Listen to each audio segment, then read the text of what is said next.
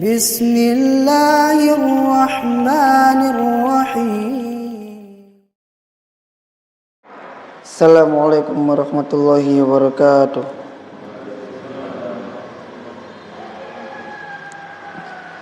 Innal hamdalillahi nahmaduhu wa nasta'inuhu wa nastaghfiruh wa na'udzu billahi min sururi anfusina wa min sayyiati a'malina. Man yahdihillahu fala mudhillalah wa man yudlil fala hadiyalah. Asyhadu an la ilaha illallah wahdahu la syarikalah wa asyhadu anna Muhammadan abduhu wa rasuluhu sallallahu alaihi wasallam. Ya ayyuhalladzina amanu taqullaha haqqa tuqatih wa la tamutunna illa wa antum muslimun. Ya ayuhan nasu taqu rabbakumul ladzi khalaqakum min nafsin wahidah wa khalaqa minha zawjaha wa batha minhuma rijalan katsiran wa nisaa'a wattaqullaha alladzi tasaaluna bihi wal arham innallaha kana 'alaikum raqiba. Amma ba'du. Para jamaah yang dimuliakan oleh Allah Subhanahu wa taala, kita masih berada pada bab yabirru walidai malam yakun maksiyah, bab berbakti kepada kedua orang tua selama keduanya tidak memerintahkan maksiat. Dan pada pertemuan yang lalu kita telah sampai pada hadis ke-18 di mana Rasul sallallahu alaihi wasallam memberikan wasiat kepada Abu Darda dengan 9 hal. Yang pertama adalah la tusyrik billah. Janganlah engkau mensekutukan Allah dengan sesuatu apapun, meskipun engkau dibunuh maupun engkau dibakar. Dan telah kita jelaskan pada bagian ini bahwasanya seseorang apabila ia terpaksa atau dipaksa untuk melakukan suatu perbuatan yang mengandung kekufuran, maka hal ini tidak mengapa, sebagaimana yang dilakukan oleh Ammar bin Yasir ketika dipaksa oleh orang-orang Quraisy untuk mencela Rasul sallallahu alaihi wasallam. Dan tentu mencela Rasul itu adalah bentuk kekufuran. Siapa yang melakukan dengan sengaja, maka akan batal imannya. Inna syani'aka huwal abtar. Sesungguhnya orang yang mencela engkau wahai Muhammad, abtar, adalah orang yang terputus dari rahmat Allah. Dan mencela Rasul SAW itu adalah tanda-tanda kekalahan. Para sahabat Nabi SAW itu ketika berperang melawan Romawi, tentu Romawi itu adalah pasukan yang sangat kuat. Tapi ketika orang-orang Romawi itu sudah mulai mencela Rasul SAW, maka para sahabat itu gembira. Mereka gembira bukan karena Rasul celah, bukan. Tapi mereka gembira bahwa sebentar lagi akan datang kemenangan. Sebab apa? Sebab ketika orang-orang Romawi itu mulai mencela Rasul, maka gak lama lagi mereka akan abtar, akan diputus rahmatnya oleh Allah Azza wa Jalla, dan gak lama lagi akan datang kekalahan kepada mereka. Dan itu benar, gak lama dari kejadian celaan kepada Rasul SAW itu, datanglah kemenangan kepada kaum muslimin. Demikian juga yang dialami oleh Syekhul Islam Ibnu Taimiyah waktu itu, ketika sedang mengepung suatu benteng. Ketika orang-orang yang di benteng itu mulai mencela Rasul SAW, mereka gembira. Mengapa? Karena itu adalah tanda bahwa tidak lama lagi datang kemenangan dari Allah Azza wa Jalla. Kemudian wasiat yang kedua, la tatrukan nas-shalah. Jangan meninggalkan sholat wajib dengan sengaja. Ya tentu, karena meninggalkan sholat merupakan kekafiran. Nabi yang mengatakan, al-aqdu bainana wa bainahum as-shalah. Perjanjian antara kami dengan mereka orang-orang musyrik itu adalah sholat. Faman tarakaha faqad kafar. Siapa yang meninggalkan sholat maka dia telah kafir. Kemudian yang ketiga, la tashrabanal khamra. Jangan meminum khamr. Fa innaha miftahu kulli syarr. Karena khamr itu adalah kunci dari segala keburukan. Khamr itu adalah minuman memabukkan. Minuman yang memabukkan, apabila dia diminum sedikit memabukkan, maka dia tidak boleh diminum banyak. Dan setiap yang memabukkan itu namanya khamr. Rasul mengatakan kullu muskirin khamrun wa kullu muskirin haramun. Setiap yang memabukkan itu adalah khamr, dan setiap yang memabukkan itu adalah haram. Kemudian wasiat yang keberapa ini tadi? 1, 2, 3, 4, 5. Yang kelima, wa ati' walidaik. Taatilah kedua orang tuamu. Meskipun keduanya memerintahkanmu untuk keluar dari dunia. Artinya, selama perintah itu tidak ada maksiatnya, bahkan kalau seandainya perintahnya itu untuk keluar dari dunia, selama bukan dalam maksiat, taatilah seperti itu. Kemudian wala tunazi'anna ulatal amr. Ini yang ke-6. Dan jangan melepas ketaatan dari pemerintah. Kemudian yang ke-7, wala tafrir min nazzaqfi. Jangan lari dari medan peperangan. Jangan lari dari medan peperangan, kecuali kapan boleh lari?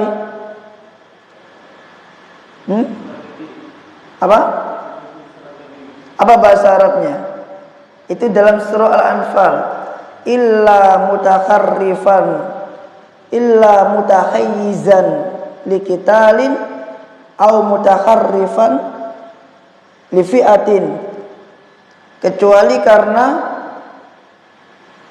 menyusun strategi untuk berperang atau bergabung dengan kelompok pasukan yang ada di belakang, maka itu boleh.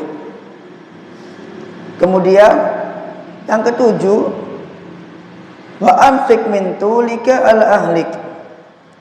Dan berilah nafkah dari hasil usahamu kepada keluargamu. Nafkah terbaik adalah hasil dari kerja keras tangan kita. Bahkan di antara para ulama, saya jelaskan kemarin, di antara mereka memasukkan bercocok tanam sebagai bentuk nafkah yang paling utama. Lah kenapa? Ya jelas, karena bercocok tanam itu adalah hasil dari jeripaya tangan kita sendiri. Kemudian wala tarfa asoka. Ini yang ke-8. Janganlah engkau mengangkat tongkatmu dari keluargamu. Artinya, boleh seseorang itu apabila dibutuhkan, dia boleh memberikan hukuman berupa memukul, baik kepada istri maupun kepada anak. Kepada istri ketika dikhawatirkan nusyuz atau tidak taat kepada suami, maka diperbolehkan untuk memukul. Tapi itu adalah opsi yang terakhir. Sebagaimana Allah katakan dalam surah An-Nisa, ar-rijalu qawwamuna 'alan nisa'i bima Bima, saya kalau dalil gini mesti lupa, tapi kalau selesai kajian tak baca ingat. Heran saya. Kalau pas kajian begini dibaca ayatnya lupa. Kalau pas di jalan dibaca ayatnya lupa. Tapi kalau pas nganggur baca ayat tiba-tiba ingat sendiri. Sama juga kayak ngimamin. Pas berdiri itu lupa. Pas ruko ingat. Pas sujud ingat. Pas berdiri lupa. Seperti itu. Jadi memang hafalan itu para jamaah itu dia cepat sekali hilang, gampang hilangnya. Dan itu memang sifat dari hafalan. Makanya dia itu harus dibaca tiap hari, tiap waktu, dan dimanapun kita berada. Itu sifatnya hafalan. Ar-rijalu qawwamuna 'alan nisa'i bima faddalallahu ba'dahum 'ala ba'd wa bima anfaqu min amwalihim. Fas-salihatu qanitatun khafidatun lil ghaibi bima hafidallah. Wallati takhafuna nusuzahunna. Dan wanita-wanita yang engkau takutkan akan perbuatan nusyuznya, disuruh nggak taat, ngelawan, ini namanya nusyuz. Maka cara yang pertama kata Allah, faiduhunna, maka nasihati dulu. Kemudian kalau nasihat nggak mempan, wahjuruhunna fil madaji, maka dihajar, diboikot dari tempat tidurnya. Tidak dikumpulin, tidak tidur bareng, diboikot. Baru kalau nggak bisa, watribuhunna, dan pukullah mereka. Itu pun dengan pukulan yang tidak membuat cacat, dengan pukulan yang tidak menyakitkan, dan tidak dipukul di area wajah. Makanya kalau ada orang KDRT berdalil dengan ayat ini, itu tidak pas. Mengapa? Karena pukulan dalam ayat ini yang dimaksud adalah pukulan yang ringan. Bahkan para sahabat memberikan contoh, yaitu dipukul dengan kayu siwa. Kalau kita lihat tafsir ayat ini, itu para sahabat ngasih contoh dengan cara dipukul pakai kayu siwa. Jadi bukan disablek, bukan, tapi dipukul pakai kayu siwa. Sehingga yang menjadi inti pukulan di sini adalah pukulan yang tidak menyakitkan, pukulan yang dipukul dalam rangka untuk adab, takdiban, dalam rangka untuk mengajarkan adab kepada istri tersebut. Demikian juga dengan anak. Apakah boleh dipukul? Boleh. Tapi itu adalah opsi yang terakhir. Opsi yang terakhir. Kalau misalkan tidak nurut, dikasih tahu nggak bisa, seterusnya, itu adalah opsi terakhir. Jadi itu adalah pilihan yang terpaksa. Kenapa? Pernah dipukul ya? Itu adalah opsi yang terakhir, itu pilihan yang terakhir. Apa dalilnya kalau boleh? Dalilnya adalah sabda Nabi sallallahu alaihi wasallam ketika memerintahkan anaknya untuk sholat. Ketika memerintahkan seorang anak untuk sholat, murru abna'akum bis sholati li sab'in. Perintahkan anakmu untuk sholat di umur 7 tahun. Tapi kalau sudah sampai umur 10 tahun dan dia tidak nurut, tidak mau, kata Nabi, watribuhum li asrin, dan pukullah mereka di umur 10 tahun. Tentu pukulan di sini juga sesuai dengan syarat-syaratnya, yaitu pukulan tidak menyakitkan dan seterusnya. Kemudian wa akhifhum fillahi azza wajal, dan peringatkan mereka, yakni keluargamu, istri dan anak-anakmu, untuk takut kepada Allah azza wajal. Kemudian hadis yang ke-19.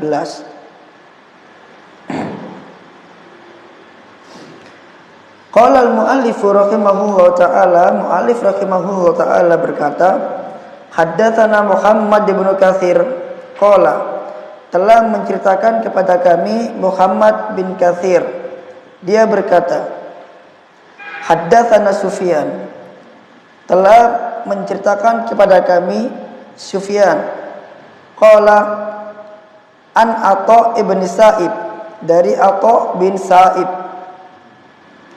an abihi, dari bapaknya, an Abdullah bin Amr, dari Abdullah bin Amr, qala berkata, Ja'a rajulun ila Nabi sallallahu alaihi wasallam faqala. Datang seorang laki-laki kepada Nabi sallallahu alaihi wasallam faqala. Kemudian laki-laki ini berkata, "Jitu ubayyi'uka alal hijrah." Aku datang untuk membayatmu dalam berhijrah, untuk membayat engkau dalam hijrah.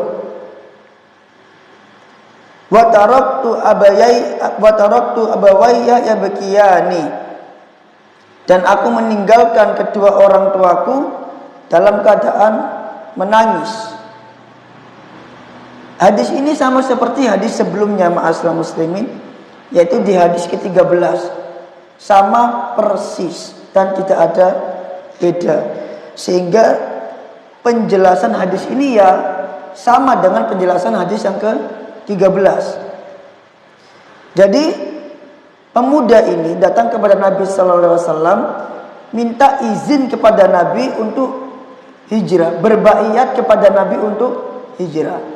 Dalam riwayat lain minta izin kepada Nabi untuk berperang. Dan ketika dia minta izin itu, dia meninggalkan orang tuanya dalam keadaan menangis. Menangis di sini bukan menangis bahagia, bukan, tapi menangis sedih, menangis sedih.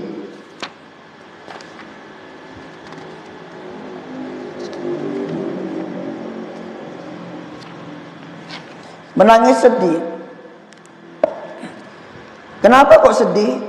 Ya karena ditinggal sama anaknya, mungkin karena nggak ada yang ngurus atau lainnya. Maka apa kata Rasul sallallahu alaihi wasallam? Qala irji' ilaihima. Kembalilah engkau kepada keduanya, kata Nabi sallallahu alaihi wasallam. Kembalilah engkau kepada keduanya. Fa'adhikhuma kama abakaitahuma, dan buatlah keduanya tertawa sebagaimana engkau telah membuat keduanya menangis.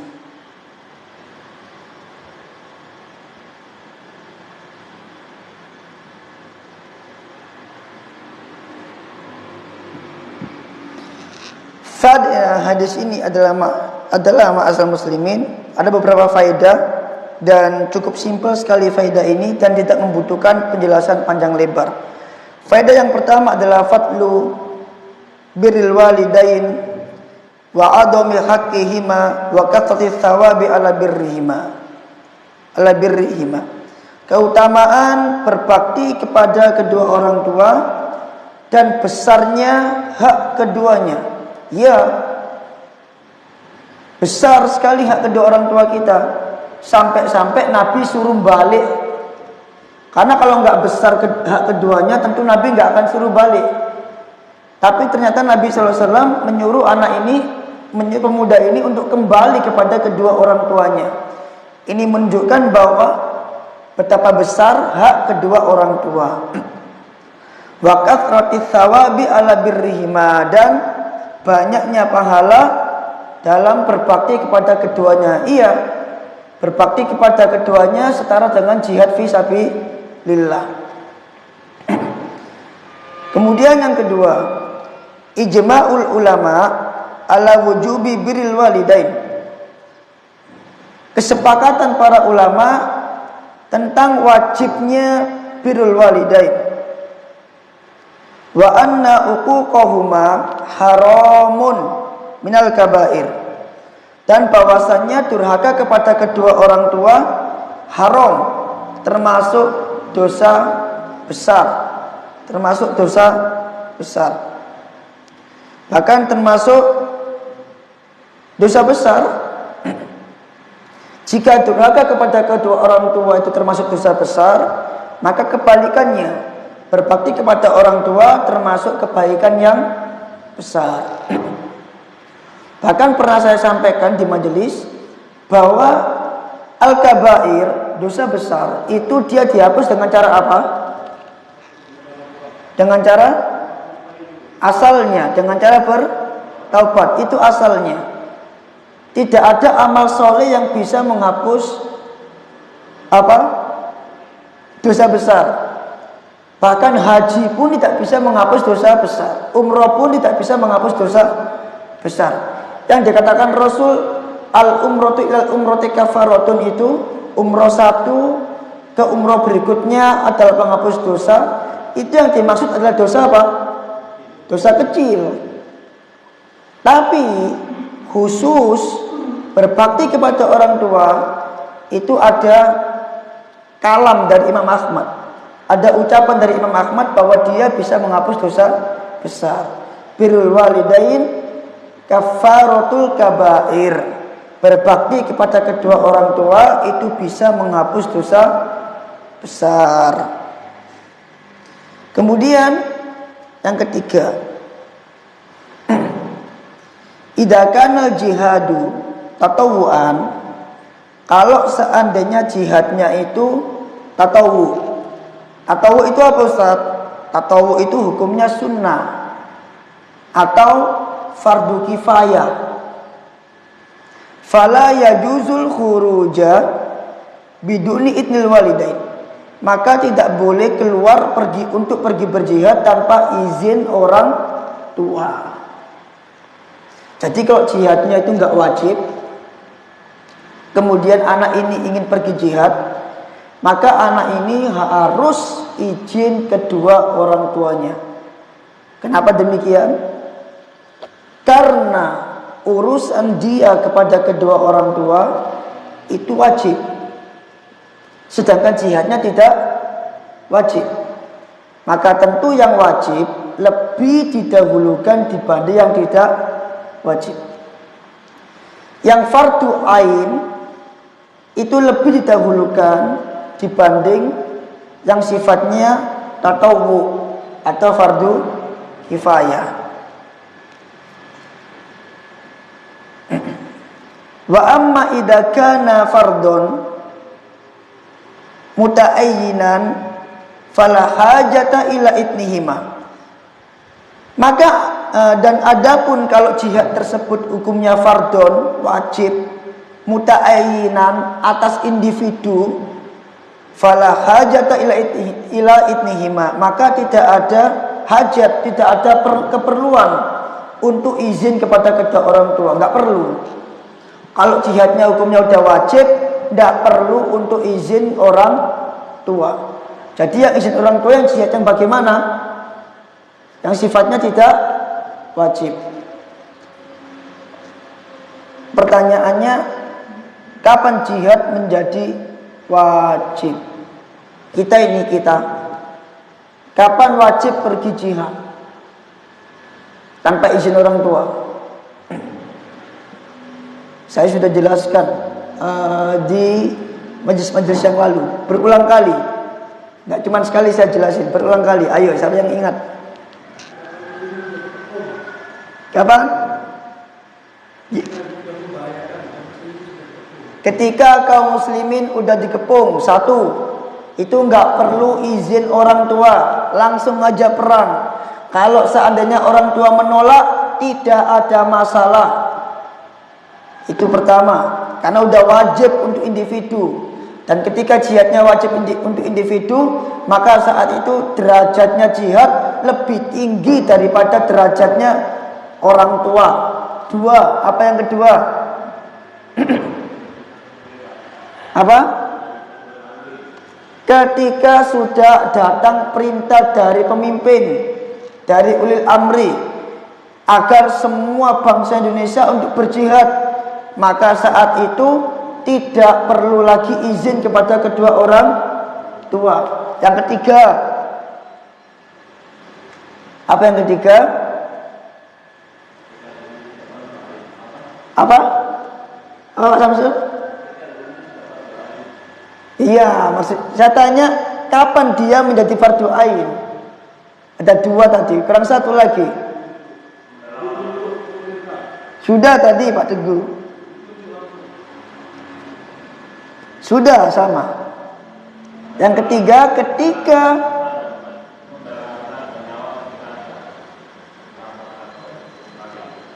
Nah, ini jihad melawan musuh, perang ini. Yaitu ketika dia berada di barisan jihad, dia nggak perlu lagi mundur untuk izin orang tua, langsung Allahu Akbar. Itu 3 keadaan. Tapi izin di sini kalau orang tuanya Islam atau Muslim. Tapi kalau orang tuanya kafir, meskipun jihadnya fardu kifayah, minta izin apa enggak?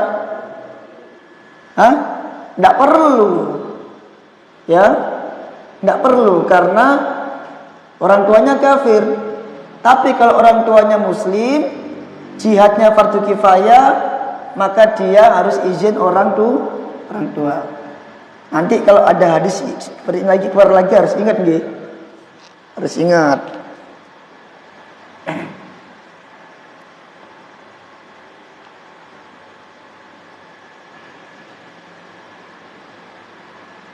Nah, ini tidak usah yang keempat. Karena yang keempat ini berkaitan dengan kaidah bahasa Arab. Kemudian yang kelima, innal birral walidain qad yakunu afdalu minal jihad. Sesungguhnya berbakti kepada orang tua itu terkadang dia lebih utama dibanding jihad. Ya, ketika jihadnya fardu kifayah. Apa sih fardu kifayah itu?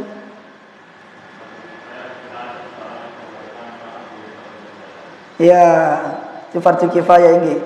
Fardu itu ada 2. Wajib itu ada 2. Wajib kifayah dan wajib ain.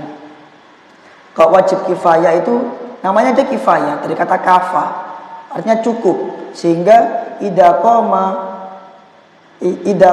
ahaduhum, apabila salah seorang dari mereka itu menegakkan kewajiban itu, saqata min baqin, maka kewajiban itu gugur dari yang lain. Misalnya sholat jenazah.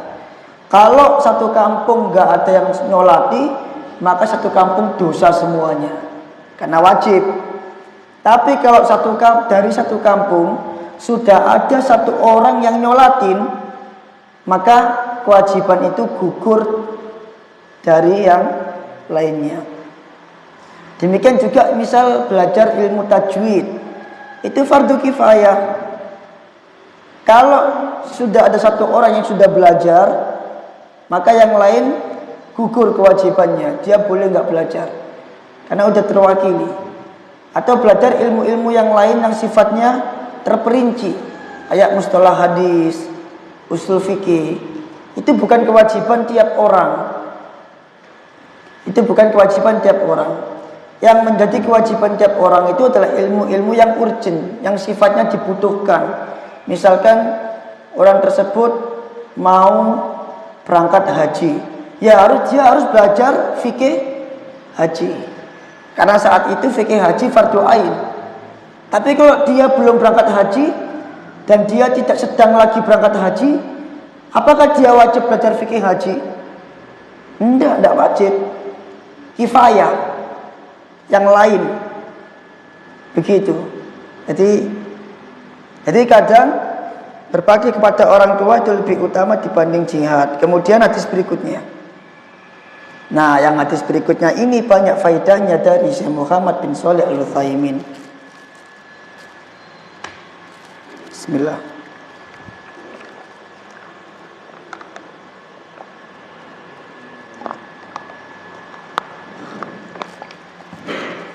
Oh ya, hadis yang tadi, yang 19 tadi itu saya tambahin faedahnya. Hadis 19 itu menunjukkan kepada kita bahwa orang kalau mau jihad itu harus ngasih tahu ulil amri. Apa buktinya? Buktinya adalah pemuda ini ketika dia mau berangkat jihad, dia izin dulu kepada Nabi. Tidak langsung ucuk-ucuk ke barisan perang jihad, tidak. Maka orang yang berangkat ke Suriah, ke Palestina tanpa izin ulil amri itu tidak boleh. Itu tidak boleh. Apalagi jihad Palestina, jihad Suriah itu adalah fardu kifayah, bukan fardu ain. Fardu kifayah. Yang menjadi fardu ain yang mana? Yang terdekat dengan mereka. Yang menjadi fardu ain. Adapun yang jauh itu fardu kifayah.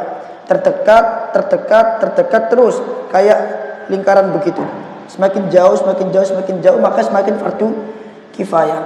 Jadi kalau mau ke sana itu harus izin ulil amri dulu. Kalau nggak izin ulil amri, bagaimana hukum jihadnya? Batil. Tidak sesuai dengan syariat. Mati sangit nanti. Ya, mati sangit. Tapi akhirnya muncul permasalahannya di sini.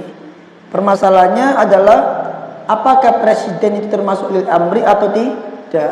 Inilah pembahasannya nanti. Karena sebagian orang menganggap presiden kita bukan ulil amri. Yang dimaksud dengan wa ulil amri minkum, taatilah ulil amri di antara kalian, itu adalah ulil amri yang menegakkan syariat, seperti itu. Sehingga kalau ulil amri yang tidak menegakkan syariat, maka dia tidak termasuk ulil amri yang kita taati. Syubhatnya ada di situ. Nah, itu nanti akan dibahas di mana? Di akidah.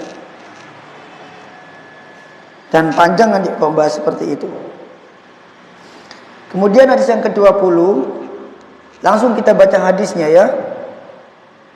Sama dari sahabat Abdullah bin Amr. Dan hadis ini tidak ada beda, hampir sama dengan hadis sebelumnya yang ke-19. Ja'a rajulun ilan Nabi sallallahu alaihi wasallam yuridul jihad. Datang seseorang kepada Nabi sallallahu alaihi wasallam, dia kepingin berjihad, sama kayak yang sebelumnya hadisnya. Kalau yang sebelumnya lafadznya kepingin berbayat untuk hijrah. Nah, ini dia kepingin pergi berjihad. Maka Nabi mengatakan, ahayyun walidak, apakah orang tuamu masih hidup? Faqala na'am, dia mengatakan, iya, orang tuaku masih hidup. Maka Nabi SAW mengatakan, faqala fafihima fajahid, maka kembalilah dan berjihadlah untuk keduanya. Beberapa faedah dari hadis ini, ma'asyiral muslimin, adalah dari Syekh Muhammad bin Shalih Al-Utsaimin. Pertama adalah lafadz rajulun. Qauluhu rajulun mubhamun. Lafadz rajulun ini adalah mubham, artinya tidak jelas siapa laki-laki ini. Dan tidak terlalu penting kita mengetahui siapa laki-laki ini. Yang terpenting adalah bagaimana matan hadisnya. Adapun untuk mengetahui laki-laki ini itu tidaklah penting. Kemudian faedah yang kedua yaitu ucapan walidaka. Yang dimaksud dengan walidaka ai ummuhu wa abuhu, yakni ibunya dan bapaknya. Walaysa hada min babi taklid. Dan lafaz walidaka ini bukan dalam rangka bab secara umum. Karena li'anna kalimata walid tutlaku alal abi wal ummi. Karena kalimat walid dalam bahasa Arab itu dimutlakkan kepada bapak dan ibu. Terkadang kepada ibu saja, terkadang kepada bapak saja, terkadang kepada bapak dan ibu. Itu kalimat walid. Saya ulangi, kalimat walid dalam bahasa Arab itu dimutlakkan kepada bapak dan ibu dalam hadis ini. Tapi kalau kita merujuk makna aslinya, terkadang kata walid itu hanya untuk bapak saja, karena bapak bahasa Arabnya walid. Ya, bapak bahasa Arabnya walid. Terkadang juga untuk ibu saja, dan terkadang untuk kedua-duanya.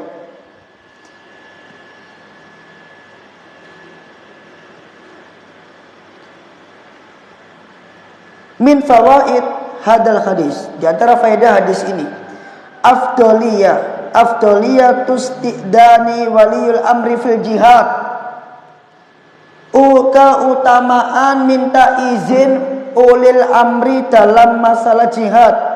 Fayan bagi liman arodal jihad, Wajib bagi orang yang ingin pergi jihad, kata saya Shalih Al-Utsaimin, saya Muhammad Al-Utsaimin, an yasta'dina min waliyil amr, untuk minta izin kepada ulil amri. Kenapa? Li alla yujahidu man la yuslihu lil jihad, agar tidak berjihad orang yang tidak memiliki maslahat di dalam jihad. Maksudnya gimana? Gini loh, kalau ada orang pergi berjihad dan dibolehkan tanpa izin, maka semua orang itu bakal berangkat jihad tanpa terkecuali. Mau yang sakit-sakitan, mau yang lemah, ikut jihad semuanya. Dan kalau yang lemah ikut jihad, yang sakit-sakitan ikut jihad, yang tua ikut jihad, yang ada malah apa? Malah membawa mudorot bagi apa? Bagi pasukan. Maka disyariatkan izin dalam jihad, itu kata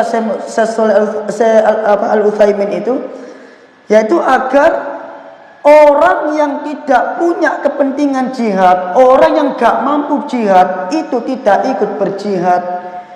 Sehingga nanti dipilih sama ulil amri. Saya mau izin, diseleksi. Mencocoki tidak? Bagaimana matanya? Rabun tidak? Kalau orang masuk tentara, diseleksi dulu. Sehingga orang yang ada di barisan jihad itu adalah orang-orang yang kuat. Nah, ketika Nabi Sallallahu Alaihi Wasallam mengatakan kepada pemuda ini untuk balik kepada kedua orang tuanya, nanti dibahas sama Syekh Al-Utsaimin di sini. Bisa jadi Nabi Sallallahu Alaihi Wasallam melihat bahwa anak ini tidak pantas untuk pergi berjihad, tidak sesuai dengan kriteria pasukan untuk pergi berjihad. Sebagaimana para sahabat Ibnu Umar radhiyallahu anhuma ketika minta izin jihad kepada Nabi Sallallahu Alaihi Wasallam, Nabi nggak izinkan dia jihad. Kenapa? Karena usianya masih kecil, belum layak untuk jihad. Tapi ketika dia usianya udah matang, dia minta izin lagi kepada Nabi untuk jihad, maka Nabi mengizinkan. Ini menunjukkan apa? Ini menunjukkan hikmah izin kepada ulil amri itu apa? Agar orang yang pergi berjihad itu benar-benar orang yang layak, benar-benar orang yang punya kemampuan berperang. Bukan setiap orang boleh jihad, nggak isok nembak jihad. Apa yang mau diperbuat di medan jihad? Tidak bisa bermain pedang berjihad. Apa yang mau diperbuat di medan jihad? Yang ada justru malah merusak barisan kaum muslimin. Yang ada justru merusak strategi kaum muslimin. Lawang dia nggak bisa apa-apa kok jihad, ya kan? Nggak bisa baca kitab kok ngisi kajian, ya kan gitu, sama kayak gitu ya. Latihan dulu, belajar dulu, kalau udah siap baru tanding. Nah itu hikmahnya, kenapa harus minta izin kepada ulil amri. Luar biasa, saya juga gak kepikiran sampai ke sana, baru tahu ini. Agar tidak berjihad orang yang tidak memiliki maslahat di dalam jihad. Ya, udah tua renta, badannya gak kuat jihad. Yang faedah yang kedua, anna Nabiya sallallahu alaihi wasallam la ya'lamul ghaib. Para ulama itu kalau menggali faedah itu sampai enggak terpikirkan, sampai ke arah sana gitu loh. Ini saya mengatakan hadis ini menunjukkan bahwa Nabi itu tidak mengetahui perkara yang gaib. Saya pribadi enggak sampai kepikiran ke arah sana. Dari mana? Apa bukti Nabi enggak mengetahui perkara yang gaib? Berdasarkan ucapan Nabi sendiri ketika dia tanya kepada pemuda itu, ahayyun walidak, apakah orang tamu masih hidup? Kalau Nabi tahu perkara yang gaib, Nabi tidak perlu tanya. Nabi udah tahu, oh orang tuanya masih hidup. Udah, ketika dia datang, ya Rasulullah aku mau jihad, Nabi nggak perlu tanya apakah orang tua masih hidup, nggak perlu, langsung saja, ya Rasulullah aku kepingin jihad. Oh, kembalilah, jihadlah ke orang tuamu. Tapi ternyata Nabi tanya, apakah orang tuamu masih hidup? Ini menunjukkan bahwa Nabi tidak tahu anak ini punya orang tua atau tidak. Sehingga di sini menunjukkan bahwa Nabi tidak mengetahui perkara yang gaib, sebagaimana disangka oleh orang-orang sufi bahwasanya Nabi itu mengetahui perkara yang gaib. Loh, kan ada hadis Ustaz, Nabi melewati 2 makam. Kemudian Nabi mendengar orang yang ada di kuburan itu disiksa. Siksa kubur kan gaib. Kok Nabi tahu? Apa jawabannya? Ya, Nabi tahu karena Allah mengizinkan Nabi untuk mengetahui. Para nabi itu enggak mengetahui perkara yang gaib. Mereka sendiri yang mengatakan dalam Al-Quran, Kulla aqulu kulla a'lamul ghaiba. Kulla a'lamul ghaiba. Katakanlah Muhammad, sesungguhnya aku tidak mengetahui hal yang gaib. Jadi Nabi tidak mengetahui hal yang gaib. Dan itu dalilnya jelas. Dan perkara yang gaib itu hanya Allah saja. Ya. Innallaha indahu ilmu sa'ah. Di sisi Allah lah ilmu tentang hari kiamat. Wa yunazzilul ghaitha. Dan Allah yang menurunkan hujan. Tidak ada yang tahu kapan turunnya hujan. Wa ya'lamu ma fil arham. Dan Allah yang mengetahui apa yang ada di dalam rahim. Enggak ada yang tahu apa yang di dalam rahim.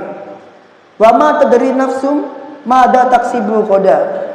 Dan tidak ada yang tahu apa yang akan diperbuatnya esok hari. Enggak ada yang tahu. Yang tahu hanya Allah. Kita enggak tahu besok mau ngapain, kita enggak akan tahu. Kita cuma bisa merencanakan. Tapi untuk eksekusi besok pasti begini, memastikan enggak ada yang tahu. Ini perkara gaib, hanya Allah yang tahu. Wa ma tadri nafsun bi ayyi adin tamut. Dan tidak ada yang tahu di bumi mana dia akan mati. Enggak ada yang tahu. Ada orang kepengen mati di Mekah, berangkat ke Mekah akhirnya. Sampai di Mekah enggak mati-mati. Seperti itu, enggak ada yang tahu. Khalid Ibn Walid, dia ingin meninggal di medan jihad. Tapi ternyata Allah takdirkan dia meninggal di mana? Atas kasurnya. Bukan di medan jihad. Khalid kepingin meninggal di medan jihad, makanya dia ikut banyak jihad. Dia mesti berharap semoga saya menjadi yang syahid di jihad kali ini. Ternyata enggak syahid juga. Syahidnya kapan? Justru syahidnya di atas kasur. Menjelang akhir-akhir kepemimpinan dia. Allah wafatkan dia di atas tempat tidur dengan 70 luka sayatan pedang di tubuhnya. Khalid. Ya jelas. Karena Khalid itu julukannya apa? Saifullah al-Maslul. Pedang Allah terhunus. Kalau dia syahid di medan perang, berarti pedang Allah itu patah. Karena meninggal. Tapi pedang Allah itu enggak pernah patah. Pedang Allah enggak boleh patah. Makanya dia tidak ditakdirkan wafat di medan jihad. Tapi dia ditakdirkan wafat di atas tempat tidur. Sehingga pedang Allah tidak patah karena perang. Itu hikmahnya. Enggak ada yang tahu. Ya kan? Juga di ayat yang lain di dalam surah Al-An'am. Saya mesti lupa. Allah berfirman dalam surah Al-An'am itu, La ya'lamul ghaiba illahu. Tidak ada yang mengetahui hal gaib kecuali Allah, jelas. Berarti kalau ada orang yang mengetahui hal gaib, itu diizinkan oleh Allah, dan itu adalah para nabi. Itu adalah para nabi. Oh iya.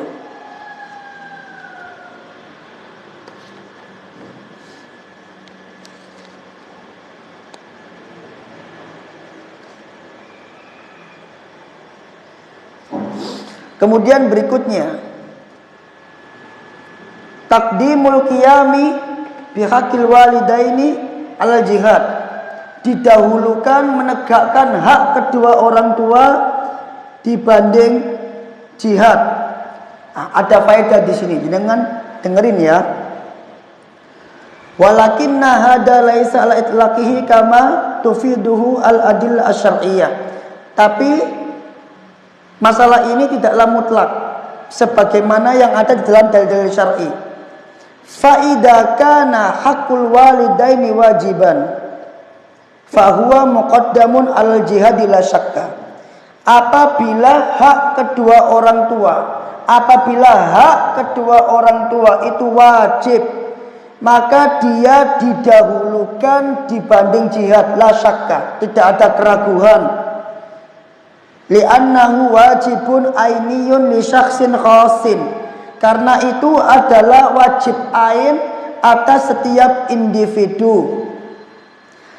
Falau lam yujad ahadun yakumu bihajatil walidaini illa hadal walad. Kalau seandainya tidak didapati seorang pun yang bisa menegakkan, yang bisa memenuhi kebutuhan kedua orang tuanya, kecuali anak ini, ya mungkin dia anak satu-satunya, sehingga kalau dia pergi jihad, siapa yang ngurusi orang tuanya? Tidak ada kan? Yang ngurusi orang tua siapa? Ya dia satu-satunya. Maka kata Syekh, fal wajib taqdimu haqqil walidain huna al jihad. Maka wajib untuk mendahulukan hak orang tua di atas jihad. Tapi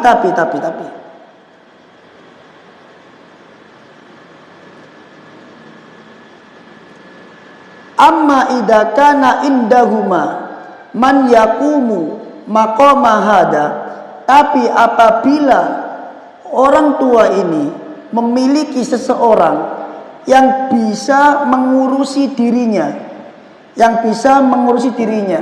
maka falyandur ilal maslahah, maka dilihat maslahatnya. Maslahatnya dilihat, jihad atau mengurusi orang tua.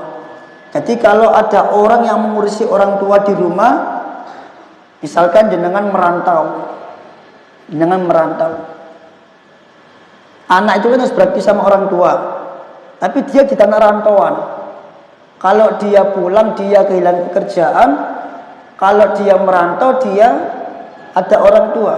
Maka dilihat, kalau orang tua ini ada yang mengurusi, maka nggak ada masalah, dia tetap di sana. Tapi kalau orang tua ini tidak ada yang mengurusi, maka dia harus kembali untuk mengurusi orang tuanya. Itu contohnya seperti itu. Atau belajar, mondok misalkan, mondok. Dia punya anak satu-satunya dan orang tuanya sudah sepuh. Kalau di anak ini mondok, kalau aku berangkat ke pondok, nggak ada yang ngurusi orang tuaku, maka saat itu juga dia harus mendahulukan hak orang tua dibanding mondoknya. Ilmu bisa dicari kapanpun bisa, tapi bakti kepada orang tua itu terbatas hanya sampai wafatnya orang tua selesai. Kalau ilmu kapanpun bisa, selama kita masih hidup. Tapi kalau orang tua, kalau udah wafat, kita kehilangan kesempatan. Nah, tapi kalau di rumah itu ada yang mengurusi, ada banyak saudara, adik punya adik, tetangga, saudara pokoknya, dan dipastikan orang tua ini aman, maka dia boleh pergi mondok. Seperti itu permisalannya.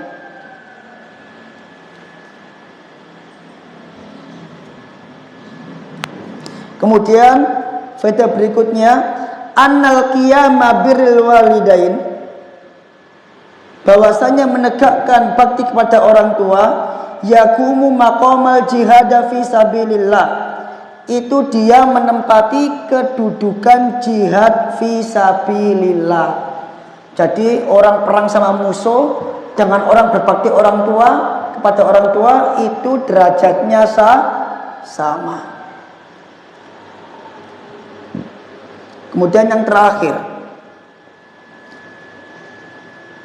hirsiddin, perhatian agama Islam ala tilafil usra, atas persatuan sebuah keluarga, wa adami tafarruqiha wa tamazzuqiha, dan tidak adanya perpecahan dan percekcokan di dalamnya. Jadi ketika Nabi mengatakan fafima fajahid, kembalilah dan uruslah kedua orang tuamu atau berjihadlah untuk kedua orang tuamu, ini menunjukkan kepada kita bahwa agama Islam itu memperhatikan persatuan di dalam hubungan keluarga. Memperhatikan persatuan di dalam hubungan keluarga.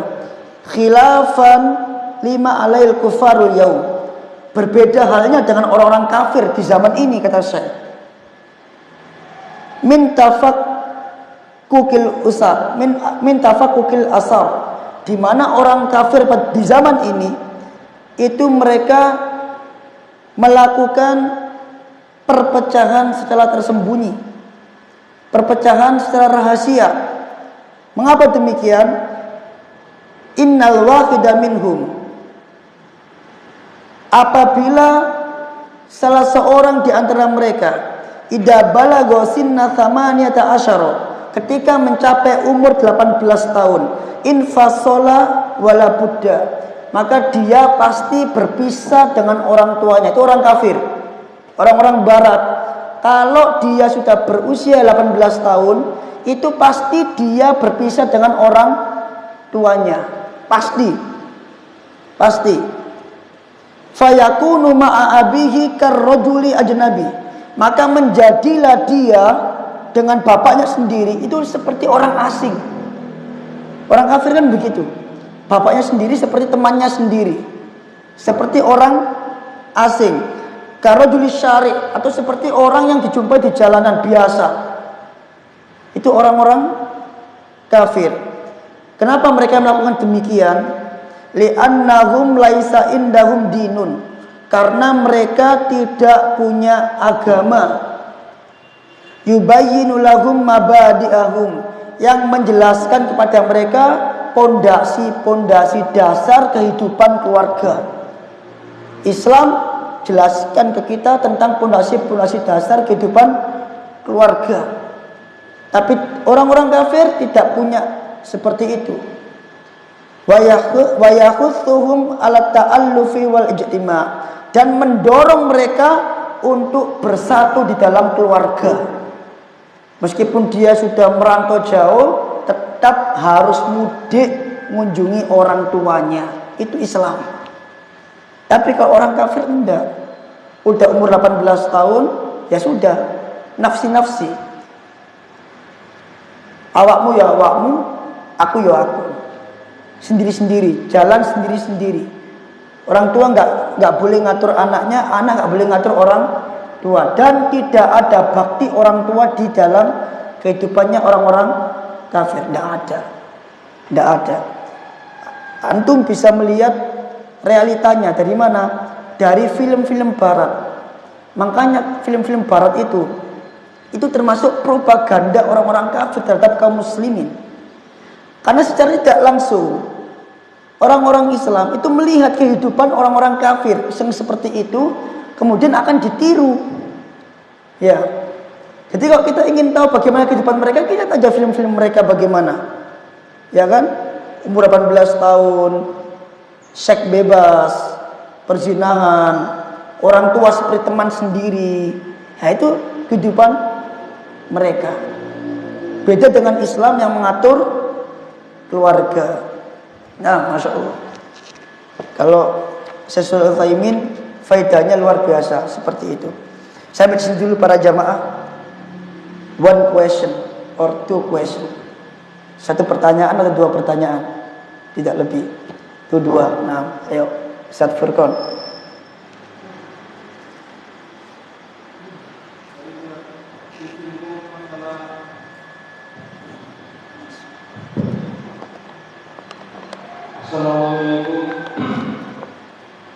Jadi disinggung masalah wahjurhunna fil madaji. Ya, wadribuhunna fil madaji. Wahjuruhunna fil madaji. Nah, terus. Tapi kalau di dalam kita ini sulit ya. Karena kita cuma punya satu istri. Masya, gitu ya. Kalau istri malah senang seperti itu. Nah, Kita didapatkan kira-kira apa?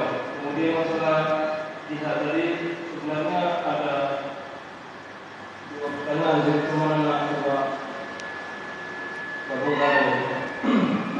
Misalkan kayak wakil terjadi di Amun dulu, bagaimana saja? Itu termasuk fardu ain atau fardu kifayah atau sebagiannya fardu ain karena itu kan pecah luar biasa. Kemudian masalah Nabi menghajar Ubay bin Ka'ab dan sahabat-sahabatnya itu berarti itu kan yang dua orang itu kan sahabat Nabi kan dihajar juga, kena hajar juga padahal tadi kan disebutkan orang tua itu kan kadang-kadang menyusahkan di dalam kita. Yang pertama tentang wahjuruhunna fil madaji, itu Allah memerintahkan kepada semua individu, semua barisan kaum muslimin untuk memboikot istri yang nusus, yang tidak taat. Karena Allah perintahkan kepada semua laki-laki, maka laki-laki ini punya istri-istri. Otomatis jumlah istrinya banyak. Saya punya istri, meskipun cuma satu ya. Dengan punya istri, semua punya istri. Ada berapa istri? Banyak, lebih dari 2. Makanya pakai lafaz wahjuruhunna. Yang dimaksud wahjuruhunna ini sini bukan satu laki-laki istrinya banyak, kemudian kalau istrinya satu nggak bisa, enggak. Karena konteks perintahnya itu Allah memerintahkan kepada semua laki-laki. Itu dari awal ayat, ar-rijalu qawwamuna 'alan nisa. Laki-laki semuanya itu pemimpin bagi wanita. Allah nggak pakai lafaz ar-rajulu, enggak. Allah pakai lafaz jama' ar-rijal, banyak laki-laki. Berarti semua laki-laki itu pemimpin wanita. Dan semua laki-laki itu umumnya punya istri, minimal satu, meskipun cuma satu. Makanya Allah perintahkan kalau kalian takut, Allah pakai lafaz kalian, berarti banyak laki-laki. Kalau kalian takut terjadi nusyus kepada istri-istri kalian, maka opsi yang kedua, wahjuruhunna fil madaji. Hajarlah mereka, boikotlah mereka dari tempat tidur mereka, atau tempat tidur kalian. Dan ini yang dilakukan oleh Nabi Sallallahu Alaihi Wasallam terhadap salah satu istri beliau. Siapa? Saya lupa. Beliau pernah menghajar salah satu istri beliau. Ummul Mukminin Aisyah dengan Ummul Mukminin Hafsah. Dalam Sahih Bukhari disebutkan bahwa Nabi pernah tidak mendatangi Ummul Mukminin Aisyah dan Ummul Mukminin Hafsah. Dihajar sama Nabi sallallahu alaihi wasallam.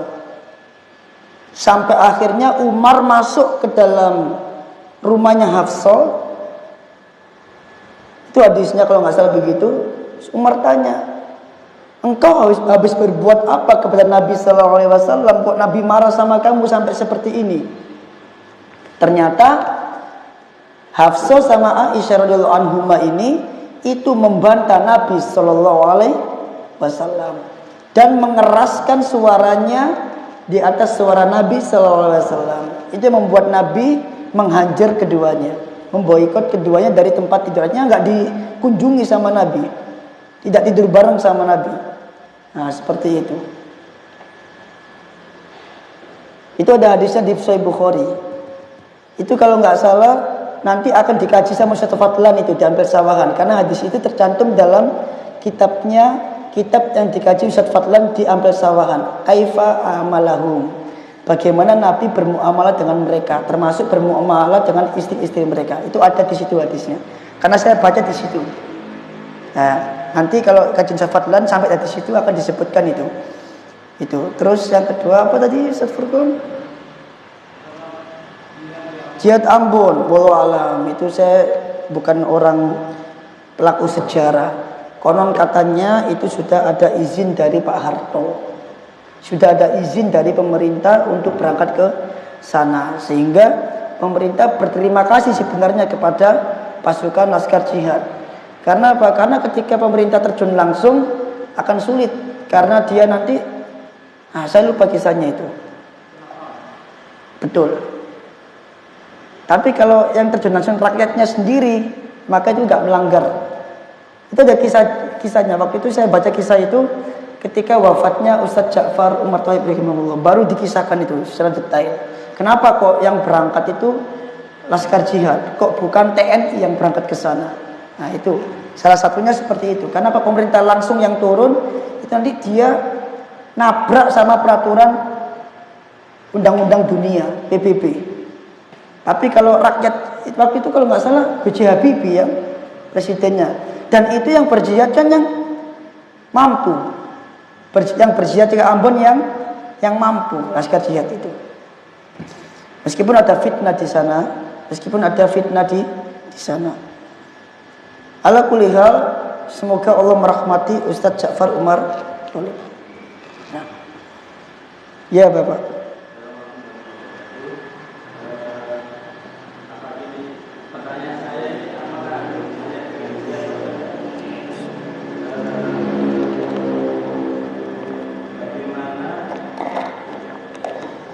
Bagaimana tidak ada orang-orang kafir yang menghina Rasulullah?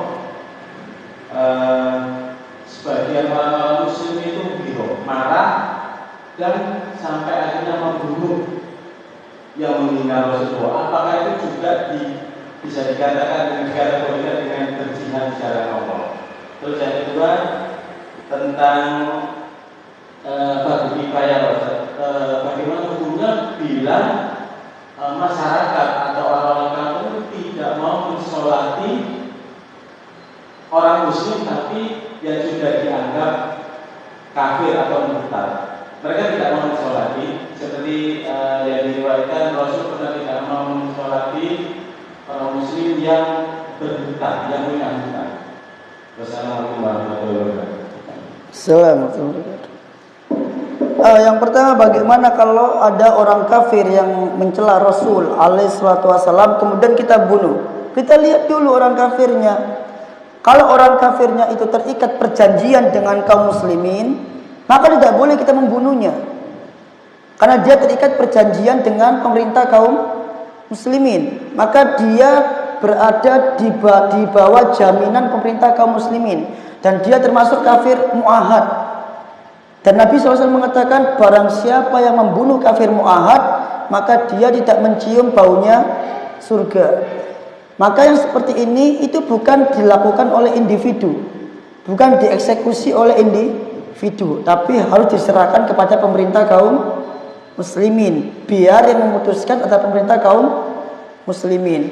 Tapi kalau kafir ini yang mencela Rasul SAW itu bukan adalah kafir harbi, kafir yang memang memerangi kaum muslimin dan dia tidak berada di dalam perjanjian kaum muslimin, perjanjian dengan kaum muslimin, atau dia tidak berada di bawah jaminan kaum muslimin, enggak dibunuh tidak apa-apa. Tapi konsekuensinya adalah ada hukum-hukum yang berlaku di situ kan, ada hukum-hukum negara yang berlaku di situ. Tapi yang tidak dibunuh maka boleh karena dia memang kafir harbi tapi tetap itu atas izin ulil amri, atas izin ulil. Semua perbuatan jihad itu atas izin ulil amri. Berkenaan membunuh itu semua atas izin ulil amri. Yang mencela di Belanda, jangan nggak mungkin pergi ke Belanda untuk membunuh dia. Harus izin ulil amri. Dan sudah ada yang mewakili di sana. Sudah ada kaum muslimin yang mewakili di sana. Maka ini menunjukkan fardu kifayah. Cukup itu. Nah, kemudian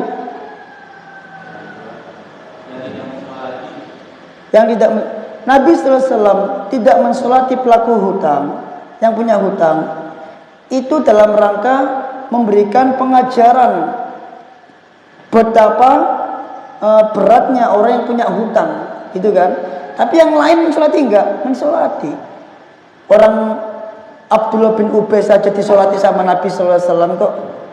Padahal Abdullah bin Ubay itu orang munafik, orang kufur, ya kan? Lebih berat mana dosanya? Munafik atau yang enggak, atau yang punya hutang? Orang munafik sama Nabi tetap disolati.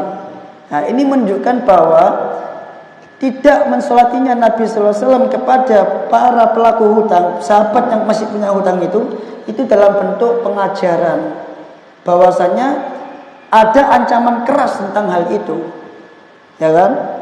Nah, tapi sahabat yang lain tetap mensolati. Beda halnya dengan orang yang dianggap murtad. Beda halnya orang yang dianggap murtad. Maka silakan, nggak disolati, nggak ada masalah. Karena dianggap murtad. Misal, kita tahu dengan jelas orang ini tidak pernah menjalankan sholat sama sekali. Dan dalam fikih dikatakan orang yang tidak sholat itu tidak boleh disolati. Saya pribadi tidak mensolati dia, karena saya anggap sudah keluar dari Islam. Karena nggak pernah sholat memang. Jelas di kampung saya ada itu, nggak pernah sholat 5 waktu full sampai wafat. Jumatan pun enggak, Idul Fitri pun tidak. Dan ini mungkin dilakukan oleh orang-orang kebatinan.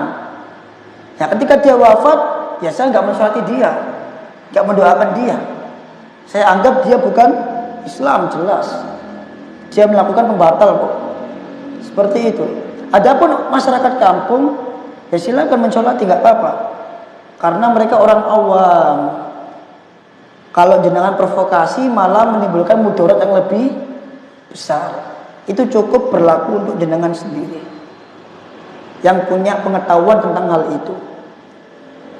Paham nggih? Atau dia melakukan pembatal-pembatalan keislaman yang jelas tanpa diragukan lagi. Dan dia ketika melakukan pembatal keislaman itu udah tegak hujah atasnya. Namun nggak ada masalah. Ya. Tapi kalau masalah sholat tadi jelas apa nggak jelas? Jelas. Orang yang nggak sholat 5 waktu kafir, jelas. Tanpa ada keraguan, ijma' kaum muslimin itu sudah. Ya, dalilnya jelas. Maka yang seperti ini saya pribadi nggak mensolati dia. Dan nggak masuk fardu kifayah lagi, kan bukan Islam sudah. Kita anggap keluar dari Islam. Nah, cukup sampai di sini. Oke.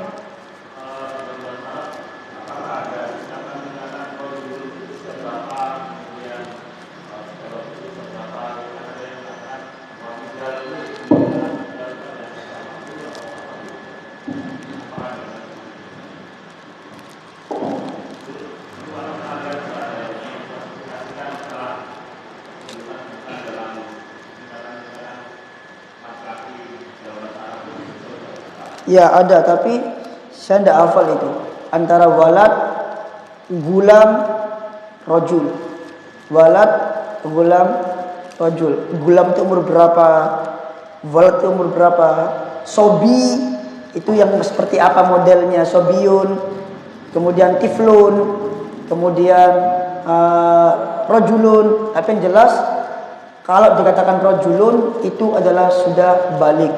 Itu jelas. Ya, karena rajulun itu kita artikan seseorang, artinya orang dewasa, bukan seorang anak. Kalau anak maka bahasanya adalah ja'a gulamun, datang seorang anak, atau ja'a waladun, datang seorang anak. Tapi kalau yang datang orang dewasa itu lafadznya jelas, ja'a rajulun, telah datang seorang laki-laki kepada Nabi sallallahu alaihi wasallam. Tapi kalau seorang anak maka lafadznya bukan rajulun tapi gulamun. Sehingga ketika kita belajar biografi para imam misalkan, maka akan dikatakan di situ wa huwa gulamun, ketika dia dalam keadaan masih kecil. Tinggal kita melihat pengklasifikasian umurnya berapa itu. Nah, umur ini yang kita tidak tahu pengklasifikasiannya. Cuman Yang jelas rojulun itu adalah laki-laki yang sudah balik. Yang balik gak dinamakan dengan anak kecil lagi, tapi dinamakan rojul. Ya. Barakallahu fik. Subhanakallahumma bihamdika asyhadu an la ilaha illa anta astaghfiruka wa atubu ilaik. Assalamualaikum warahmatullahi wabarakatuh.